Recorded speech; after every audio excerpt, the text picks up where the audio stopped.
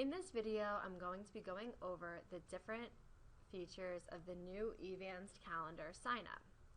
Here on my screen, you'll see the month view for December 2015. You can also view the calendar by week or in a list view that shows all of the descriptions of the programs, and you can scroll down. Today, we'll just focus on the month view. As you can see, all of the programs are color-coded.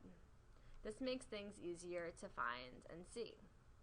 To understand exactly what the color coding represents, you can look at the legend at the top of the web page. The legend is in the right-hand corner where it says Legend. If you click here, the box will open showing the colors and the corresponding event types. Each color represents a different event.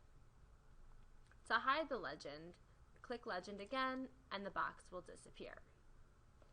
Now, one important thing to note with this calendar is that you will see all programs across the Greenwich Library system. This includes not only the main library programs, but also Byram and Coscob.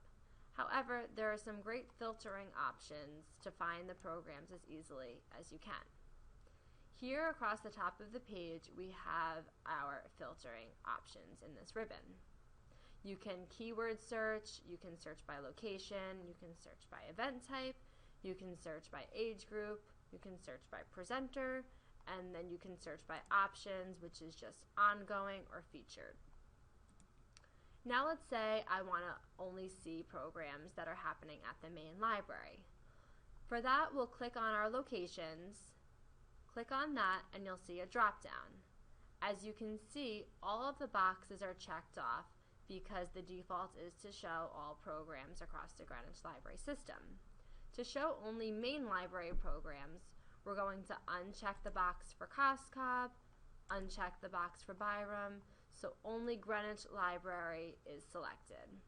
Then, to complete our filter, we're going to go to the right-hand side of our page and click this green search button.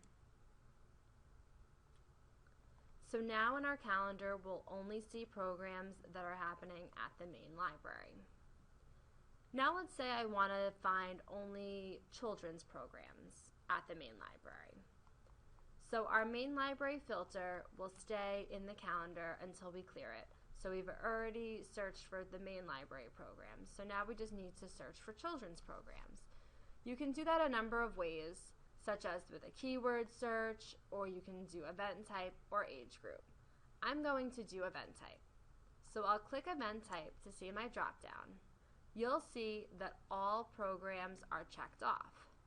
The easiest thing to do to search for children's programs would be to go to the top of this drop down, uncheck the box that says all event types so no boxes are checked off. Then scroll down to find the line that says children's program. I found that here, so we'll check this box and then we'll remember to go to the right hand side of the screen and click that green search button. So now only children's programs happening at the main library show up in our calendar. And you can see that they're all similar events because they all have the same color coding. Now let's say I want to see all of the programs at any library. So we want to clear all of our filters. To clear all of our filters, we're going to go to this top right-hand corner again. We're going to click the button that says Clear, and then we're going to click the button that says Search. This will clear all of our filters out, and now we see all programs happening at the main library, Byram, and Coscob. Now let's say I want to do a keyword search. I'm looking to attend a concert. It doesn't matter if it's at the main library, Byram, or Coscob. I just want to attend a concert. So we're going to go up to the ribbon again and go to our keyword filter. Click keyword and we'll have a search bar appear. We'll type in concert and then go over to our green search button and click that. Now only concerts are appearing in our calendar. We have a few different options. Some are children's concerts and some are adult concerts because all of our concerts will show up.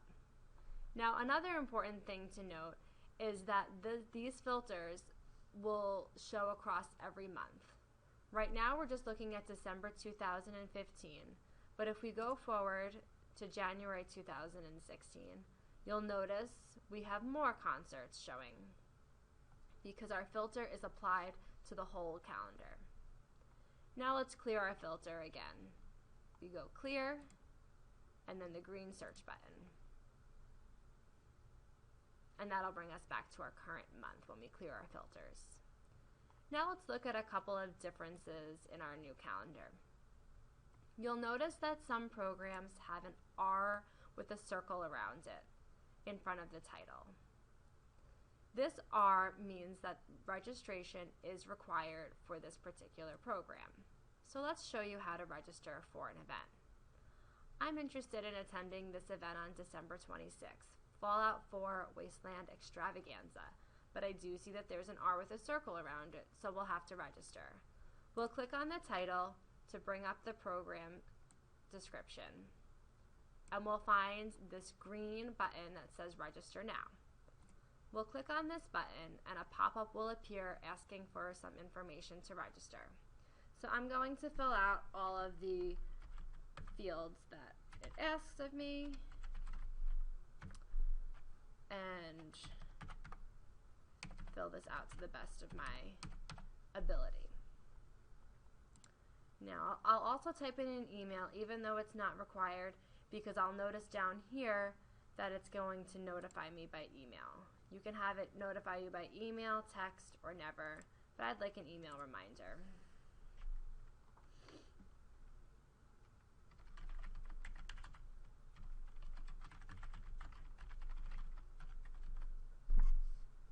And some of the different programs will also ask specific questions.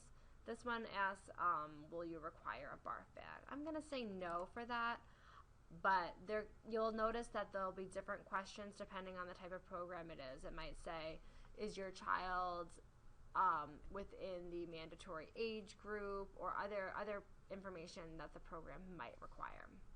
So I'm going to say no to that. I'm going to have it notify me by email, but we're going to say 2 days before the event. You'll have an option of 1, 2, or 3. But again, this screen can change depending on how the program was put into the calendar. If they don't want to notify you, they won't necessarily include that, or they won't include these different questions. So it will change slightly depending on what information they require. Then we're going to click the green submit button down in the bottom right hand corner, and the pop-up will appear showing that I've registered with my confirmation number. So we'll click OK because I have successfully registered for this program. Now you'll notice when you're looking at this program, you can add it to your calendar. You can also select to notify me. You might not want to register for it, but you want to be notified when it's happening, or you can also print.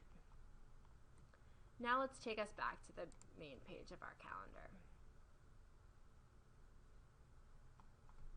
So you'll see it's a little bit different than our old calendar, but it's very easy to use and the filtering options are great.